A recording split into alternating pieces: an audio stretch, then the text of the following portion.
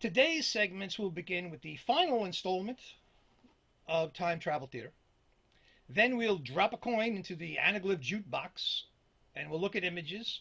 Then we'll look at images from Jim Harp, E. James Smith, and the Macy's Parade from 1949. Then I'll introduce you to today's guest, Marc Cushman, from his home in California, and he'll take us through the only 3D images that exist of the original Star Trek program from the 60s. The original. I can think of no better way to enjoy the 21 images from a Viewmaster pack. Marc's writing spans the gamut from music. He's written a great book about the Moody Blues. To today's subject, I really enjoy his writing style and how he weaves technical details with the stories of the people behind the craft of entertainment. He's a gifted writer. He's a producer, writer, director, and owes me dinner at this point. The only problems with his books is they're hard to read in bed. And it's possible to break a toe if you drop it. But he told me a solution for that, and we'll discuss that with him later. He writes books by the pound, it turns out. Anyway, like I always say, support artists. Go on his website and purchase his great books. The whole set is less than $70, and they are autographed. If you or anyone you know wants to understand or get into movies or television production, I strongly urge you to buy These Are The Voyages. And while they're still available on Amazon, the Blu-rays of the original Star Trek series. You'll learn far more than you'll get out of going to film school. And one of the most important things you'll learn is who you should be getting coffee for.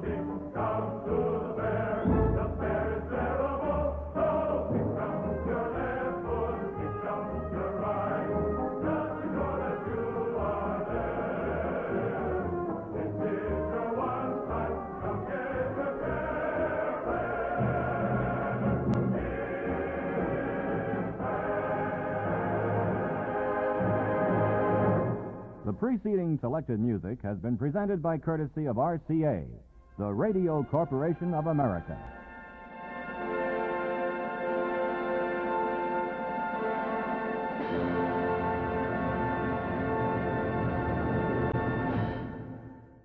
And now we're off to, I enjoyed that fair so much. That's how I got into lasers, actually.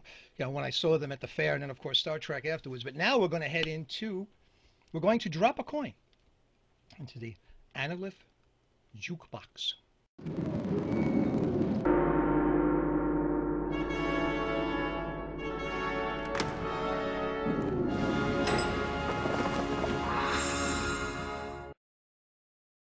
Welcome to today's edition of the Anaglyph Jukebox. You never know what you'll find on the old jukebox. Let's press B31. Okay, we've got STERANKO-Harlan-Ellison 3D. Two titans in their respective fields with egos to match. Jim Steranko and Harlan Ellison. Harlan Ellison was a prolific writer who published more than 1,700 short stories, novellas, screenplays, comic book scripts, teleplays, essays, and criticism. Ellison was also well known for his temper, his feuds, and his many lawsuits.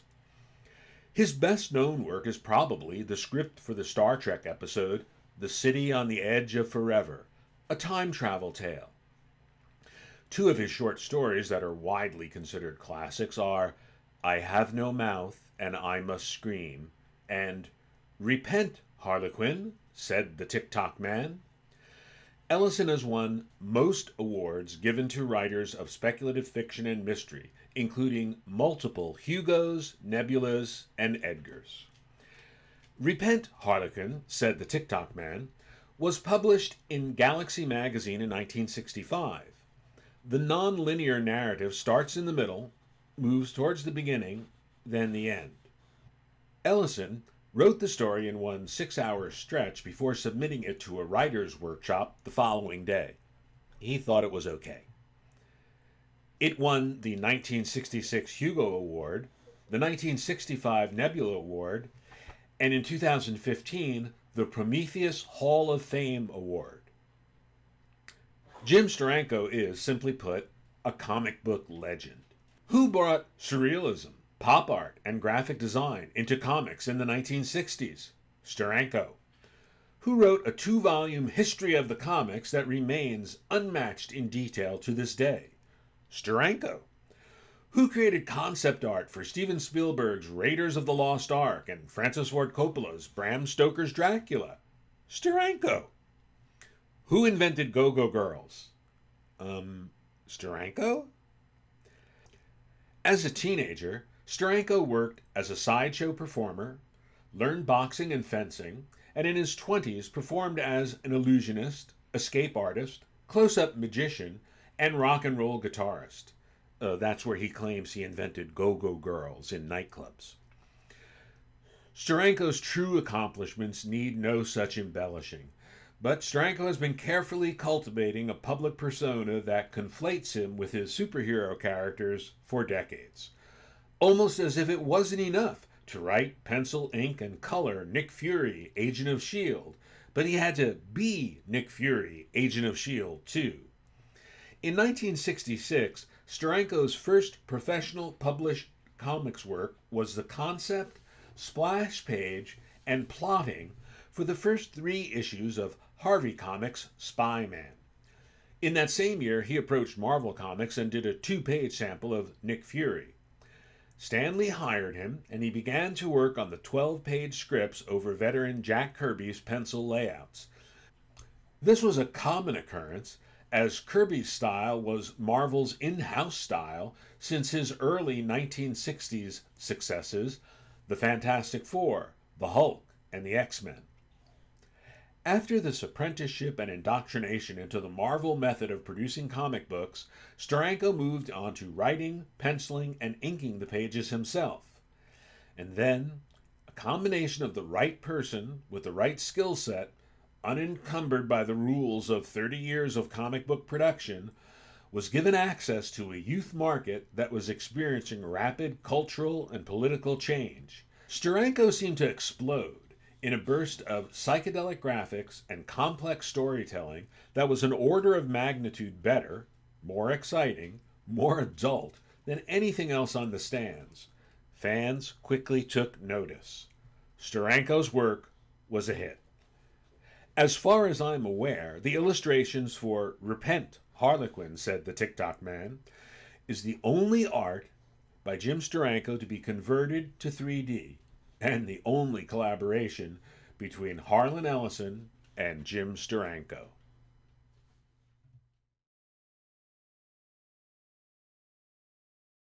Another great episode. Thanks once again, Joe. Begin our gallery for Thanksgiving. The first one's going to be Jim Harp. This is an anaglyph I created from a 3D 360 image I took with an Insta360 Pro camera. And this is just sort of my attempt to find some way to share 3D 360 imagery over a platform like Zoom. So what I'm doing is just panning and scanning through the 360. I trimmed off the top and bottom. I was experimenting a bit with just trying to undo the distortion because this is a rectilinear output, obviously. But this is what I came up with, is just trimming a little of the top and bottom. Any kind of trying to distort the top and bottom didn't seem to help any. 3D makes it a little bit trickier, of course. And you can see what I actually did is there's just two images. This is the second one. I actually pasted a little bit of the 360 image onto itself, so we actually end up going about 420 degrees. I just found that to be a little bit more effective for this. And I find the first image seems to work a bit better than the second. Of course, you lose a lot going to video over Zoom. There's all kinds of places you lose material. There's quite a lot of detail in these images. They were 12K. The Insta360 Pro lets you take 12 images all at once and then do a super high resolution from them. So they were very nice sharp images. Anyway, this is just these two shots. It was just, as I say, a thought of trying to share this unique new form of photography over this very limited medium. Curious to know what anyone thinks about it. Feel free to tell me if you think this idea doesn't work, or if you have another thought about how to share this imagery. My favorite thing used to be to bring Oculus Go's and things like that to meetings and pass them around, but can't do that today, sadly. All right, that's it for me. Thanks. That was great. Thank you, Jim. E.JAMES Smith, or Jamie as we like to call him.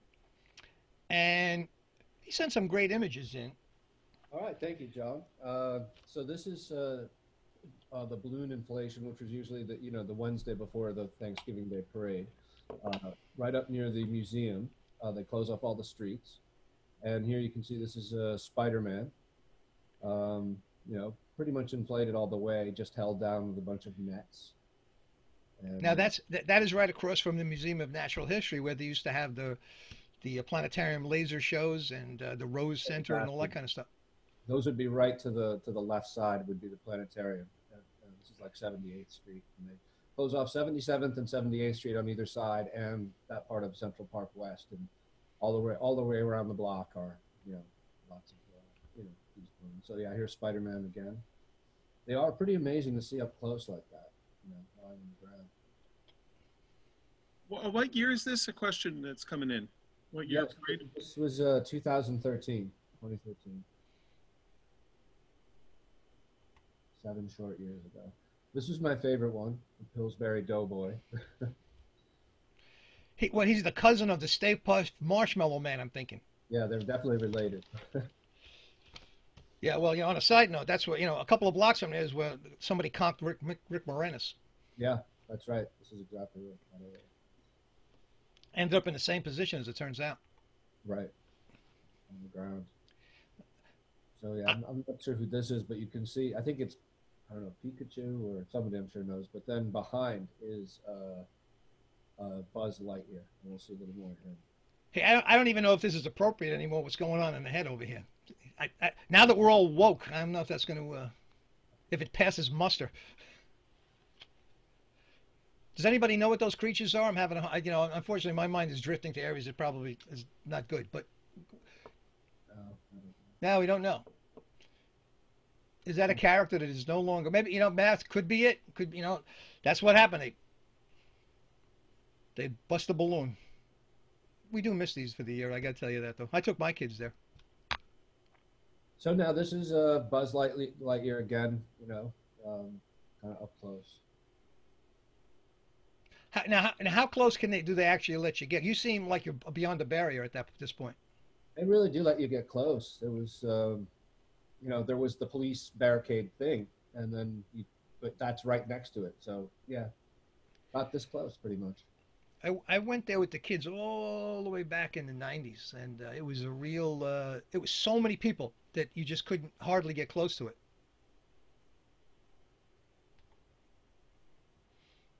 Now here's. Oh, Buzz Lightyear's shoe.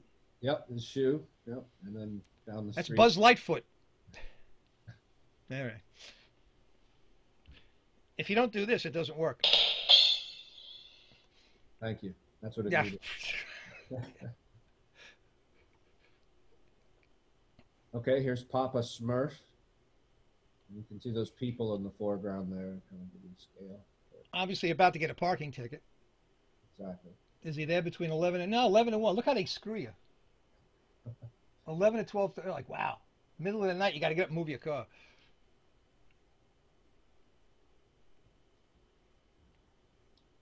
And thank you to Jim for getting these prepped for me. That's a schnoz shot. Yep, So there he is, up close. it's like the Jimmy Durante of balloons. Thing, you got to watch those things you say. Like nobody, well, this crowd will know that joke, but most people don't get that. Right. Those days are. Actually, this is the parade in 1949. Let me explain that first. Let me take you to that point. I acquired some images, and this is actually a shot of. We've discussed this before, but the building in the back is likely the Chrysler building, so this would make this 42nd. It might have been a route they took. It's a wonderful shot, and we've done this with so you can these mosaics we do occasionally, so you can appreciate the shot and not have to, you can look at it without merging it, or you can just enjoy the shot as an anaglyph. Two things I find fascinating. There's still a bus trying to get through. Trust me, that was a moving bus. There's a bus in the background because that's how it was at one time. People just got responsibility. There's a bus coming. Move. Now people take a picture of it, run somebody over.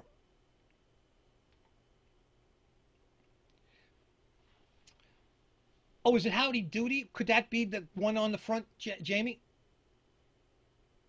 Maybe not. I was trying to guess who the celebrity was on the very simple ball that's floating up there. Yeah, that could be Howdy Doody. You're right. I think so. And I searched out, I looked at that shirt. Yeah. I can't see the face close enough. If we bring up I can't bring up the brightness. But anyway, back in the distance there, it says, first of all, that Hotel Claridge is gone, but that's the cue to where this shot was taken, because that's at 44th and Broadway. So this guy's probably shooting from, or lady for that matter, but I'm betting it's a guy. But for the person, was probably standing on 43rd. Or, that seems to be where. But what's interesting is about that sign at O'Dwyer Joseph Impellitteri. Now the way I think about it, I look at Impellitteri and I go, maybe Impellitteri is something. Maybe it's an impeller company. I don't know, or there's something I don't know about. Well, it turns out there is. Believe it or not, there are things I don't know. That's a political sign. It's November, and Impellitteri became the mayor. I think Dwyer became the mayor, and something happened, and he stepped in. But here's one thing I know from that sign. Dwyer paid for it, it seems. And this is Rockefeller Center on the same roll of film, so he must have wandered over here. This is the Rock Center in 49. I guess they must have, I don't know when they opened up the ice skating rink, but. Yeah, it had to have been pretty new then. I know they built Rockefeller Center after World War II, so it had to have been pretty new. It hasn't been that empty, unless they're cleaning they're doing whatever they do. They scrape it, they Zamboni it, or whatever they do. But it hasn't been that empty in a long time.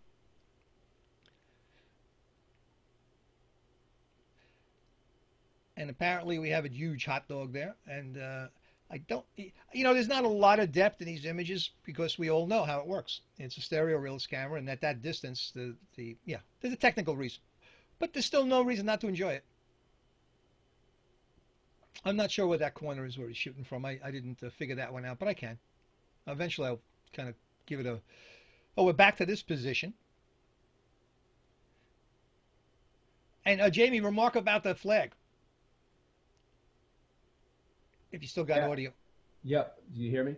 Yeah, I can hear loud and Yeah. clear. You notice the flag there? It's cool. It's the old 48 star flag. So this is definitely 10 years before Alaska and Hawaii joined. Yeah, this was these slides were labeled 1149. Yeah. So this was this was definitely 1949. 59 and 60.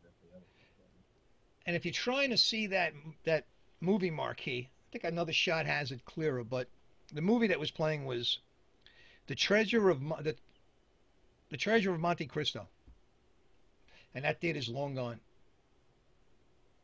You can still see it here. Now the interesting thing about this, you get the flag again, and you get the long. Oh, that's one thing about it looks like a teddy bear, but who knows? Anyway, to the left, these things come in and out of. One day it's Buzz Lightyear, and next day it's a bear. But to underneath the flag is the Astor Hotel. Right? Was it a hotel? Yes, it was a hotel. And it was in a theater attached to it or something, right? Exactly, both. Like a lot of those old hotels would have a theater with it. Yeah. And the tie-in with 3D is that's where the first 3D movie was shown to the public, to the general public. There's probably a few historically, at least since whoever wrote that in history, that's what we're going to buy, and that would have been 1915, which is the first public showing of a 3D movie, and we in 2015 celebrated the 100th anniversary of 3D movies in Times Square, in that building, in the Astor Room, because now it's the Marriott Marquis, or it was. It's probably now I have no idea what it's going to be now, but nonetheless, the Marriott Marquis, and they gave us the Astor Room. They weren't even aware of it, and why would they have been? But nonetheless, I did make them aware of it, and they were very generous with us when they realized that. Let's see what the first slide looks like. Could you explain a little, first of all, about the Omega Glory? I love the Omega Glory. A lot of fans apparently don't. I get told that at conventions. But, it was supposed to be Gene Roddenberry submitted it to be the second pilot, along with Where No Man Has Gone Before and Mud's Women, if you can believe that. And NBC picked Where No Man Has Gone Before. So he tried to get Omega Glory made from his script during the first season, but the network didn't like it. And finally, during the second season, after rewriting it a few times, they accepted it as an episode. And after it was filmed, he wrote them memos, and all these are in my books. You can read the memos to NBC saying, "This is so good. Why don't we hold it and use it as the premiere episode for the third season if you decide to renew us?" They weren't ready to make a commitment, so it went on at the tail end of the second season. And as you noted, John, Viewmaster sent a photographer down there and covered the episode. And all those pictures, as your audience well knows, are not film trims. They were shot on the set with the special 3D camera that Viewmaster brought in. And if I recall from your writing, Roddenberry was so convinced that was a good. I'm going to put words in your mouth. I'll let you do it because you wrote it. Didn't he? He went out and reached out to Viewmaster, right? In order to, because he wanted to see that promoted better, because apparently they weren't really promoting it well. I don't remember seeing that in the memos. I don't think there's a memo about that in my books. Viewmaster, he could have, but I wouldn't be surprised if Viewmaster contacted him. Star Trek was a very popular series, despite what folklore tells us. It did fairly well on NBC during the first season, and even during the second season on Friday nights, it was their top-rated show of that night. Even the third season, Spock's Brain won its time slot against the 2-hour premiere of Hawaii Five-0 and Judd for the Defense, which had just won an Emmy as Best Dramatic Show on TV. So it wasn't, and it had a very loyal audience. Viewmaster naturally saw the potential with the colors that you saw in Star Trek. RCA TVs used Star Trek to promote their color TV sets. They were owned by NBC. Or I'm sorry, NBC was owned by RCA. RCA. So I wouldn't be surprised if it was a mutual decision. Now, when they shot, the set was segmented, right? So, like that whole bridge came apart, right? Yeah, yeah. There were 9 wedges like a pie, and they all fitted together, so they could pull one out to change the camera angle. They could shoot from any angle imaginable by just taking out a wedge. It was built that way intentionally to allow for camera angles and lighting and so forth. But you could put it all together and create a circular bridge, which they ended up doing in Star Trek: The Motion Picture. Robert Weiss he didn't know Star Trek very well. I guess he didn't trust the actors to know Star Trek as well as they did. So he thought he had to keep the entire bridge together all the time so that the actors would feel claustrophobic as the Enterprise was sucked inside V'Ger. And that wasn't necessary. He had a great cast. They could act claustrophobic with the bridge opened up, which would have allowed for better lighting, easier camera movements. But Viewmaster, I imagine, they took sections out, and I know that was shot on multiple sets, including Stage 10, which was used for the planets.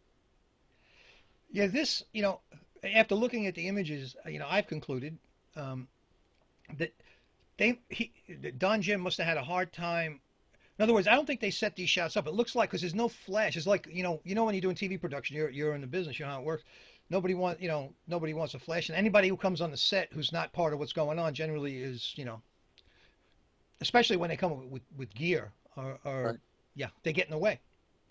So a lot of these shots, I'll go to the next one. Oh, I still got you, Mark? Yeah, I'm here. Okay, good. Yeah, that would have been the models of the Enterprise. Probably the 3-foot model in the background. And then they had even a smaller one that would be in the foreground. Neither of those, anyone who knows Star Trek can tell it's not the 11-foot 2-inch model that they used for the flybys. These are the smaller ones that they would use.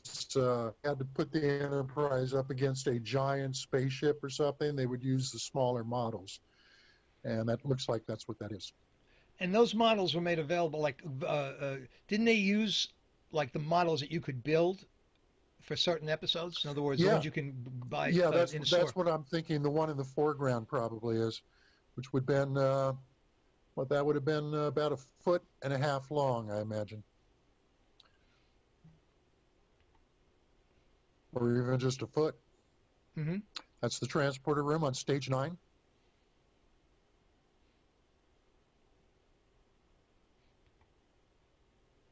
There you are on the bridge. And I don't know if they would have had to have pulled a wedge out for a still photographer. They had to for the big movie camera and certain lighting setups. But see, what he would have been doing, the still photographer, is he would be on the sidelines as they're filming the episode. So that would have been very close to a shot that's in the episode. Then they finish shooting it for film.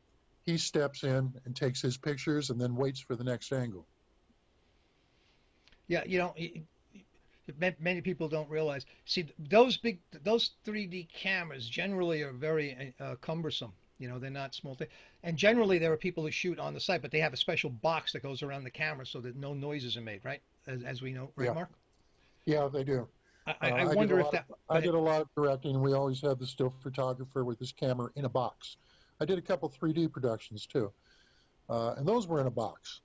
And it was terrible because the tape cartridges in there were for digital tape. Only for the 3D only lasted about 10 minutes, I think, for this one company that came out. And so every 10 minutes, they had to open up the box and replace them, take the camera out, and it took about 30 minutes for them just to do that tape change. Very cumbersome. And that was in, probably around 2000. So Yeah. You can imagine going back to the late 1960s. Yeah, anyone who shoots 3D in this audience knows how complicated. And that's what I'm saying. I could tell that he tried to use available light. He tried to set the 3D shot up, but it's a tough shot. I think it looks great. I love the lighting. What a lot of people forget, and anyone in the audience who's my age and I was watching Star Trek when it was on NBC. I was about 12, 13, but I was very struck by it looked like a motion picture, and that's because of the lighting that Jerry Fetterman did. NBC didn't like it. They thought it was dark, too moody. NBC back then loved all their shows to be lit flat and bright. And if you watch Bonanza, if you watch other NBC color shows from the 60s, they're very flat. They don't look good. They're nice and bright, but NBC was convinced it had to be a bright image to carry for transmission and look good on everybody's TV sets, and they felt Star Trek was too dark. The reason I say anybody my age to remember this is because when Star Trek was released on VHS and then again on DVD, Paramount monkeyed with the contrast levels and the lighting. So it's a lot brighter looking and a lot flatter looking than it was. It was very cinematic, the way Jerry Fetterman lit it. And I don't have 3D glasses on, but that looks very moody. And that's the type of look that Jerry Fetterman liked to get. That, it's funny, after reading your book and realizing, I was wondering what I liked about it. I didn't notice what you noticed the first time through, but as a child, I just enjoyed it for what it was worth. But after reading your book and getting what do you think of the Blu-rays? Well, they look terrific being Blu-ray, but again, the contrast levels are increased, so the picture isn't as spectacular. That's one fault I have with it. The other fault is, you get a choice between watching the original special effects or the new ones, CGI. And CGI can look better in certain circumstances, like in a space battle, in episodes like the Doomsday Machine, things like that. But I prefer the original photographic effects from the original series if it's just a flyby or the Enterprise orbiting a planet. Because again, that starship was almost 12 feet long. So when you're watching it, it's a tangible thing that's going past the camera, which is going past us. And when you watch the Star Trek The Next Generation or any of the others, or you watch the redone ones on the Blu-ray, to me, it just looks like animation. My son loves it. He prefers that. But I'm a purist. I prefer the original. And I'll make an exception with episodes like the Doomsday Machine, Balance of Terror, ones that have a lot of photographic effects, which are now just CGI effects. I do like the Blu-rays just in the sense that to me, I could see the lighting effect that he did. It seems much more, but that, again, it's a personal preference. But I've appreciated what I do when I watch it on the Blu-ray is, and I haven't in a few years, but I will again soon. Every couple of years I pull out Star Trek and watch them in chronological order and have a great time. But I'll lower the contrast. Mm-hmm. And I'll lower the brightness a little bit to where it looks, to my memory, the way it looked on NBC. And it's a much richer picture. Where did you live? That slide that you have up right now was filmed, they called it the B-Tank. And it was actually an outdoor set on Paramount that could be filled with water, which is why they called it the B-Tank. And they shot portions of Voyage Home, Star Trek 4, there with the whale and where the ship goes into the water and they're all on the water. That was filmed in the B-Tank too. But you could drain the water out, and at that particular time they had this turn of the century or pre-turn of the century village set out there, and that's what they were using for Omega Glory. So Omega Glory was filmed on the B-Tank for the outdoor shots like that. It was filmed on stage 10 for the interior planet shots. Which would be the structures on the planet. And stage 9 was always the stage for the Enterprise. The entire starship was laid out on stage 9 and continue to be used for that purpose with Next Generation and beyond. Could you tell me a little bit about, was it Jerry Fetterman? I'm sorry if I not remember his name. The lighting director? Jerry Fetterman? Yeah. Yeah, he was brilliant. Now he left a few episodes into the third season, so the lighting changed a little bit in the third season. Not a lot, but a Star Trek fan can probably tell the difference. I can tell the difference.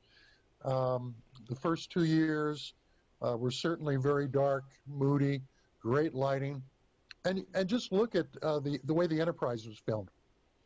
All those walls were kind of gray, a grayish blue, and Jerry Finneman would paint them with light. So when you watch scenes in Kirk's quarters or on the bridge or in the briefing room where you have a blank wall, there's splashes of color that he would throw on there to fit the mood. He also painted the skies on all the planets, unless they were actually filming on location, like at Africa, USA, or Vasquez Rocks. Those are, of course, real sky. But for all the alien planets where they wanted to have a different look, they filmed them on stage 10. And it was a cyclorama in the background, and it was just white.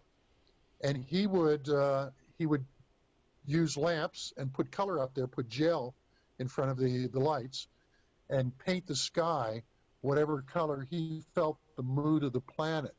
If it was an angry planet, it could be a red or an orange sky.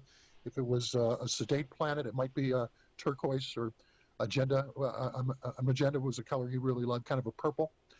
And so it was pop culture. It was 1960s pop culture. And I love the look of those planet sets. Okay, so here we are again on the B-Tank outdoor set at Paramount.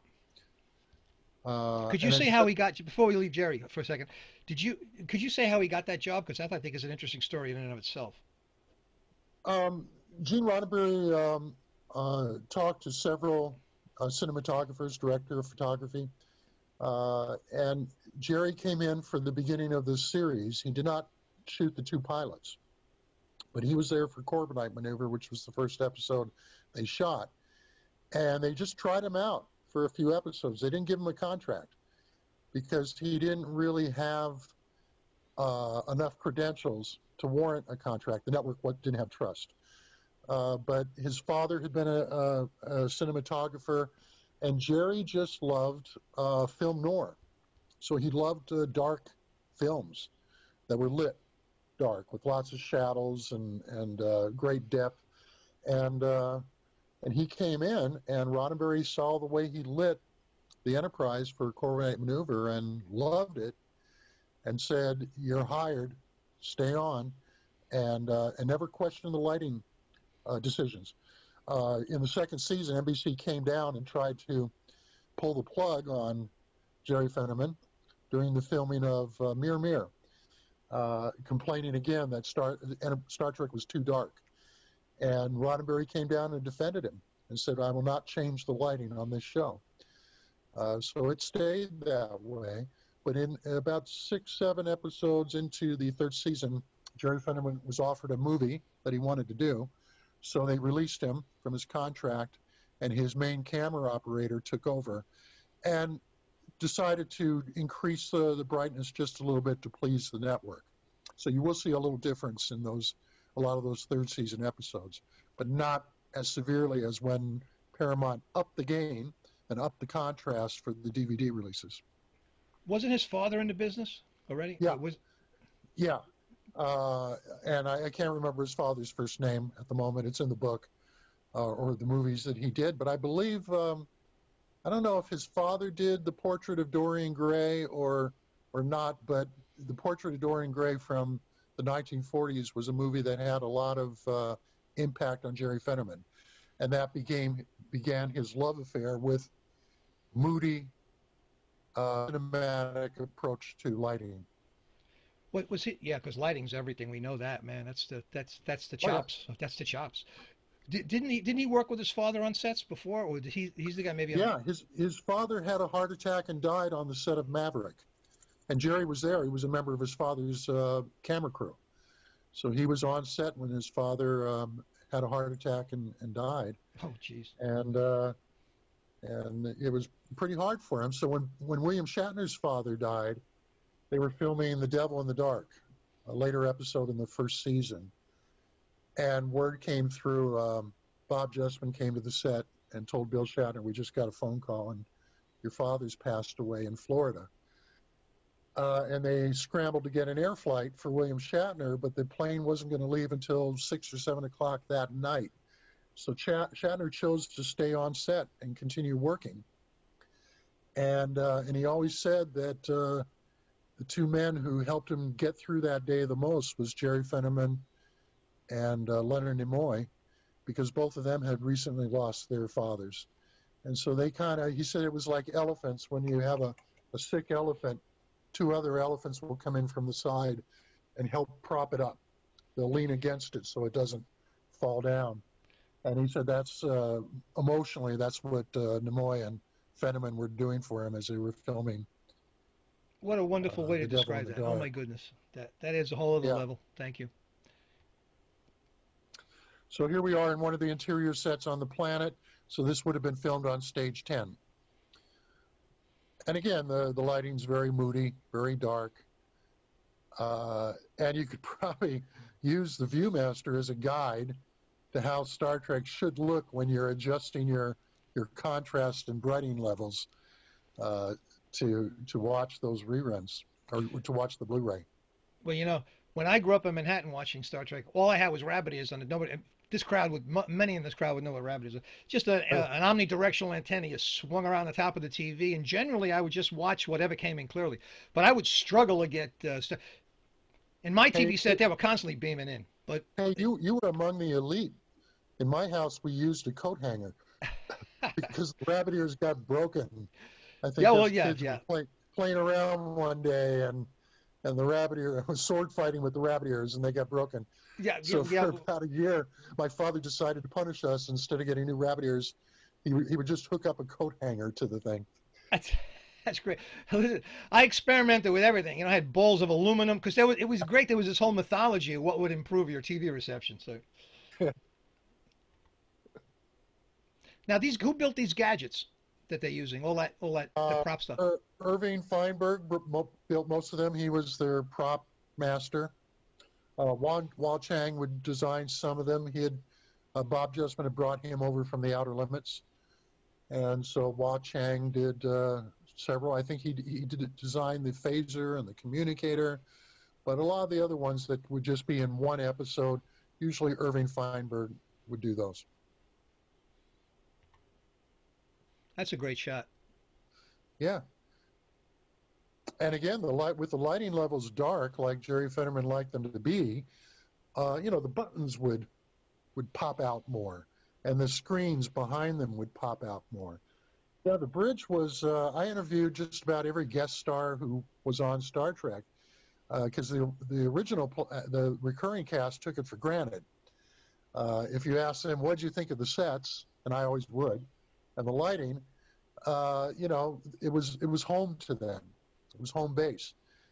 But if you talk to a guest player who was just in one or two episodes, they would always tell me it was like a movie set that somebody had stolen for TV, especially Amazing. The bridge. They were stunned by the dynamics of the bridge and all the cables behind those walls for all these buttons and all these switches and everything else. And those buttons had lights underneath. And I think it was Sean Kenny who told me when I interviewed him, he played in a few episodes, and he was a helmsman. He also played the crippled Captain Pike in the Menagerie. But when he was a helmsman, he said you never wanted to leave your fingers on those buttons very long at the helm because they would burn you. They didn't have cool light back then. It was hot light. No LEDs, right? And so when you see George Takei tap buttons on the helm, he does it very quickly. And it kind of, watching it, you think, oh, there's a helmsman who's very confident and very energetic and very quick to obey Captain Kirk's orders. That was that those switches were so hot. That's amazing. You don't think about the people, you imagine all these things work. Well, they really do a great job of suspending disbelief, and weren't there, like for instance, the door to the elevator, that was run by pulleys, right? By a guy pulling those, right? Yeah, I think his name was Charlie, and he was positioned in a closet. The reason there was a little closet is because that would keep sound from getting out.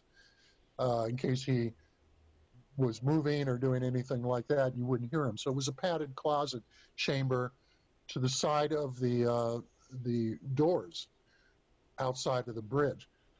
And he had a little light that would come on, and that would cue him when he was supposed to pull the pulley, which would make the doors slide open.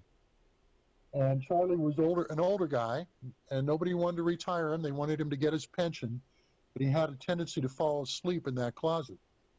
That's why on the blooper reels you see so many clips of Shatner walking into the doors, because he would turn and walk in towards those doors, expecting them to open, and sometimes they wouldn't. He would slam into those doors.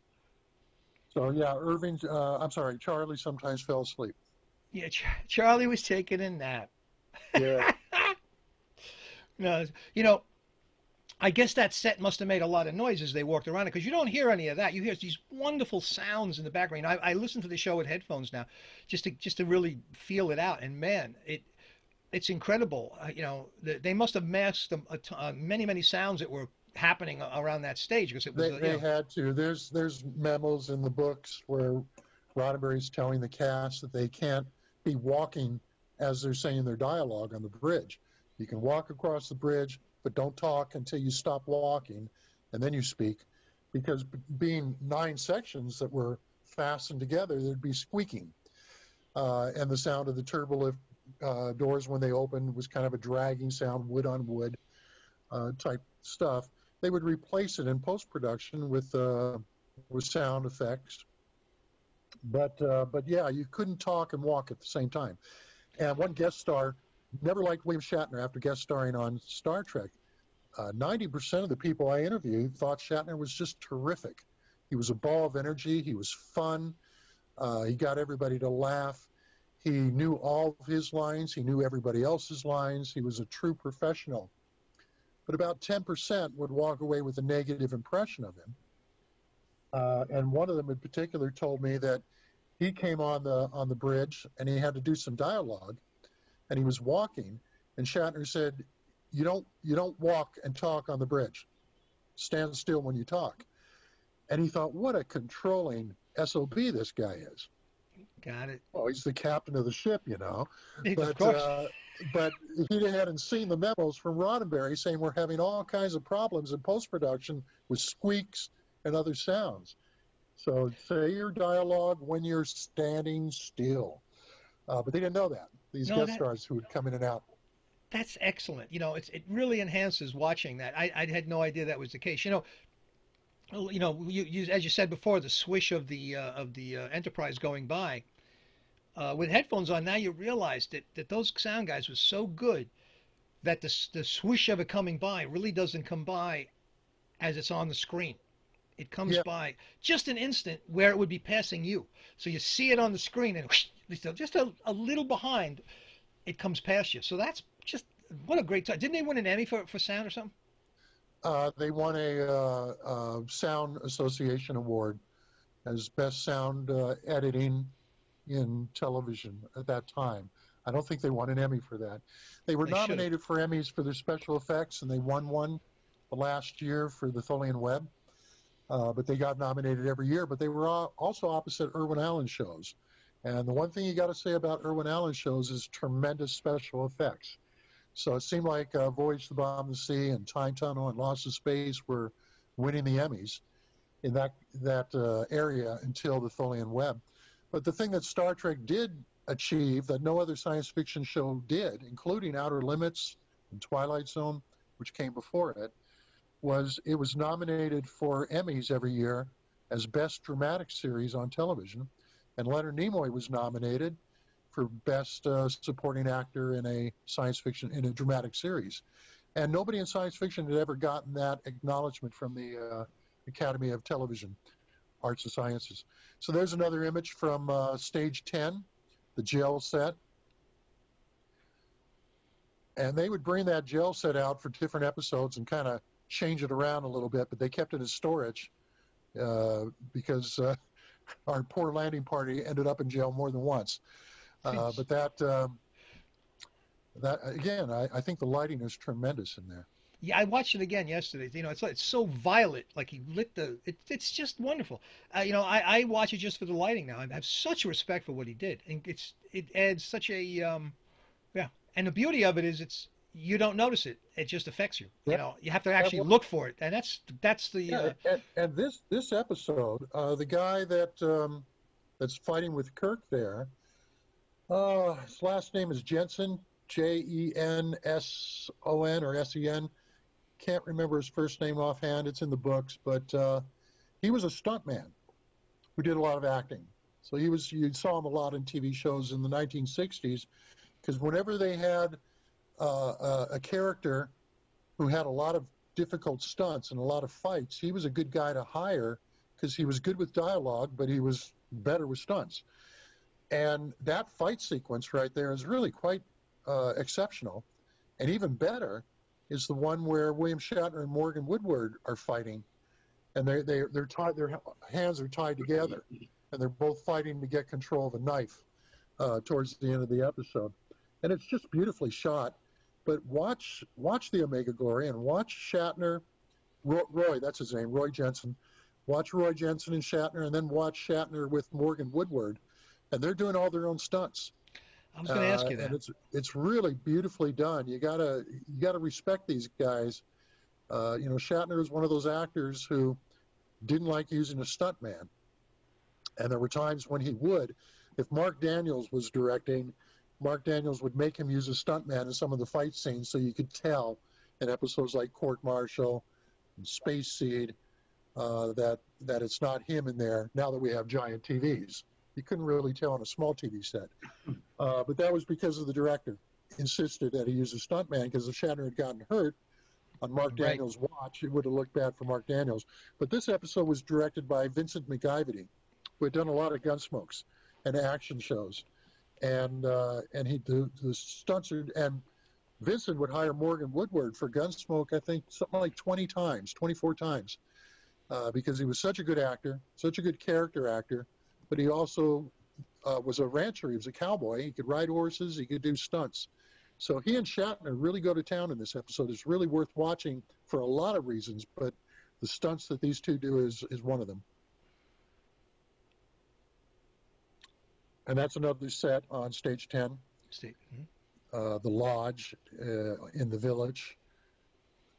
There's so many good things in this episode. I remember seeing it when I was 13, 1968.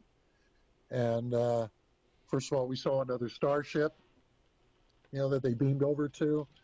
The crew of that ship had turned to salt crystals and deteriorated inside their uniforms. So now you just see uniforms on the floor with salt crystals coming out. You know, that was brilliant. The research they did behind that, because I read that in your book, I was unaware of, but 97% of the body's water, and this is the chemical. You went away. DeForest Research covered all the scripts with multiple page memos, and to make sure the science was correct. Didn't they use Rand also, those guys, or no? Yeah, Rand Corporation was involved.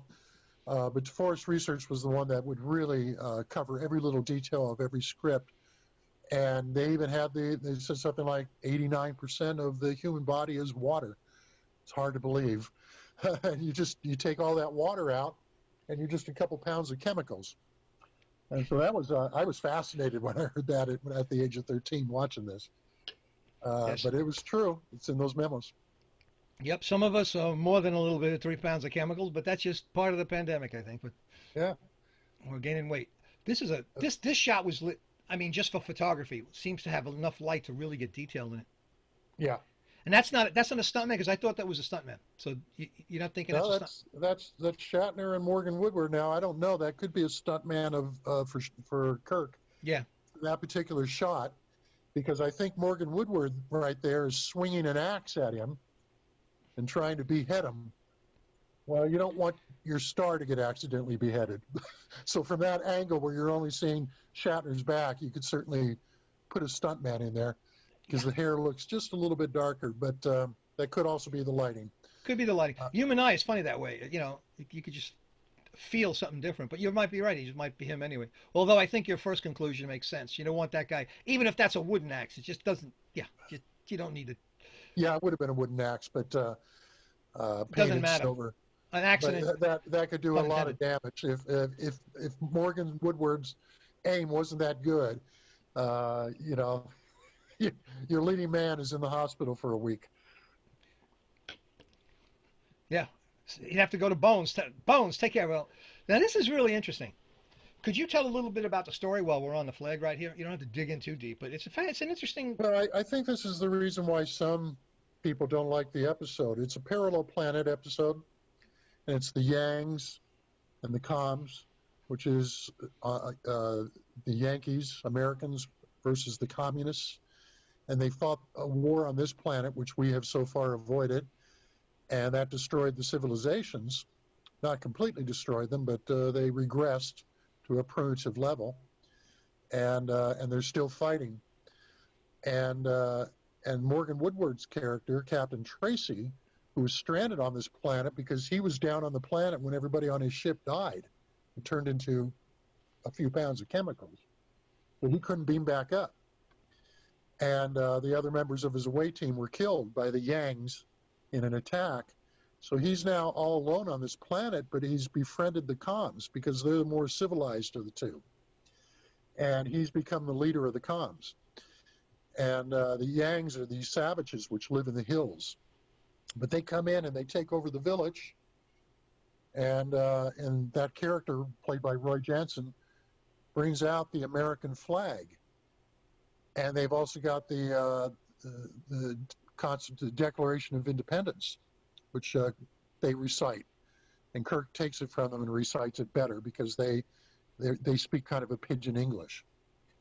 And I think a lot of people were bothered by that because you're taking the parallel planet idea, where you can imagine two planets with similar atmospheres and humanoid species could evolve on a similar path. But to take it one step further and say they would be exact replicas of America and communist Asia, and here you are with the American flag and the Constitution, I think that bothered a lot of people. They felt it was just stretching believability too far. But it gave Shatner a great chance to recite the Constitution of the United States, beautifully so. And I just think it's a very imaginative episode from start to finish, with so many different great elements, and I enjoyed this one as well, with the American flag, the tattered American flag being brought out. Now that's one of the interesting things in that picture, but I must admit, the young lady to the right has got my attention. Could you explain a little bit about the designer? Especially in 3D, right? Right. Oh yeah, she's a doll. Let's put it that way. But the guys who designed the guy who designed the costumes. Could you speak a little bit about that? Yeah, that was Bill Tice, and he liked to risque outfits, and so even this one, with the bear skins and everything, it looks like it's a mini skirt from here. I don't have the glasses, but it looks like that. He came up with the whole mini skirt idea for Star Trek. Those were super mini skirts, and it was really Nichelle Nichols and Grace Lee Whitney, who played Yeoman Rand, who kept hiking up their skirts and making them even shorter because they were both dancers and they wanted to show off their legs. God bless them. So for any women who are watching Star Trek now and say, "Oh, it's sexist. Look at those little mini skirts, micro minis." It was actually the two girls who kept making them shorter. They wanted to show their legs off to America. And minis were brand new. As a matter of fact, the miniskirt had debuted in London, England, while they were filming the early episodes of the first season of Star Trek, and didn't make its way over here until much later in '66, even early 1967. So when Star Trek premiered in September of '66, it was America's first look at the miniskirt. And so it was quite startling. And naturally, Star Trek had a very high male demographic. I was going to say, it got a young man's attention. Mini skirts and space travel. I'm in. Mini skirts and go-go boots. The go-go boots too. We can add that in, but it's Those outfits. Go ahead. Didn't Nancy Sinatra have a hit called "These Boots Are Made for Trekking"? I was walking. I'm sorry, walking. That's all right. That's But but Mark, who is the actress who's there? Do we know who that is? You would have to look at my book. Okay, got it. Or look on Internet Movie Database. But she's covered in the book, and I always tell who they were and what they did before in a sentence or two, like Roy Jensen.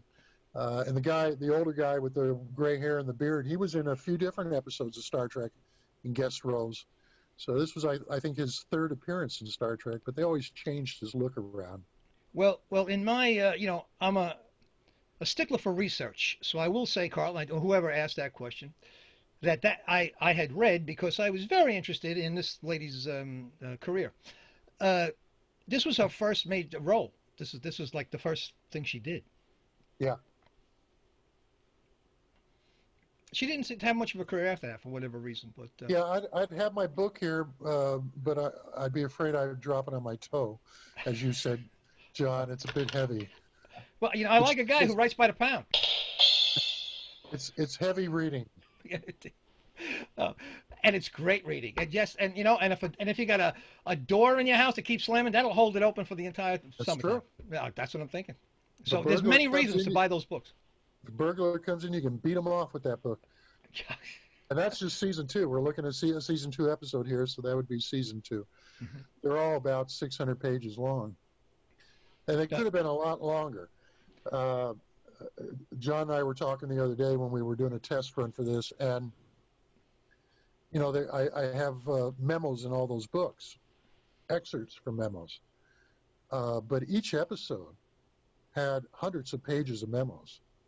They would write a memo on every draft of every treatment and every script, and then editing notes and special effects notes and fights with NBC, between Gene and NBC, and so forth. And a lot of these memos, Gene Kuhn especially, would write 20-page memos. I have one that's 29 pages long. And he sent it to the writer of a certain episode on his first draft script, asking for changes. And the writer wrote back, and this his replies in the book too. The writer writes back and says, "I'm going to do everything you're asking, but when I turn in my rewrite and you ask for more changes, don't do it by memo. Don't you dare send me a memo. Pick up the phone and call me." Because these memos were massive. So when I did these books, I had to go through all these memos, and I would give you a sentence here, a paragraph there. But boy, if we wanted to put in more, these books would have been 1,000 pages long. Now, Roddenberry, he would send out.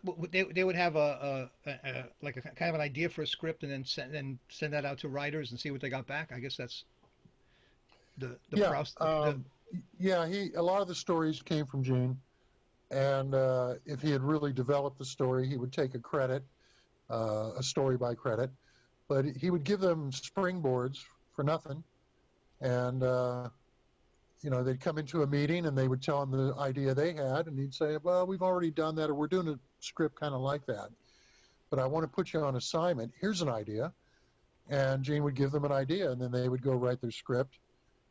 But then they would start getting, they'd write their treatment, and then they would get memos and make changes, and then write the script, and then get more memos and do a rewrite. And then the staff would take over, and either Gene Roddenberry or Gene Kuhn would do additional rewrites.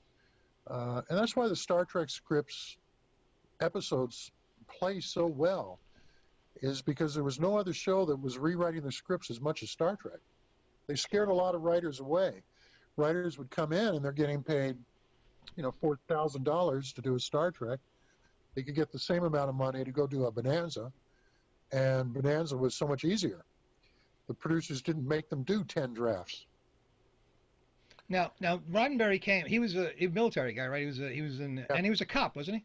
Yeah. He was a pilot, captain in the Air Force during World War II. Flew combat missions in the Pacific. His plane crashed coming back from one of those, and 3 of the crew members died, but he survived it. Then after the war, he became a civilian pilot for Pan Am. And one of the planes he was on, he wasn't flying that particular one, but it crashed in the desert in Saudi Arabia, I believe. And the two pilots were killed. And Roddenberry was a passenger on that plane. He had just delivered a plane, and he was flying back on this one as a passenger in uniform. And with two broken ribs, he led the surviving passengers out of the desert, which was several hours of walking across the desert at night to get them out of hostile area, because it was not an area where people from the Western world would do well. And then after that, he became an LAPD motorcycle cop in the early 50s and rose to the rank of sergeant. And he was assigned to work on several TV shows by the police department as a technical consultant, including Dragnet. And he was one of the writers who was providing stories to Dragnet from the files of the LAPD. And that got him to want to try his hand writing some, and that's how he became a TV writer.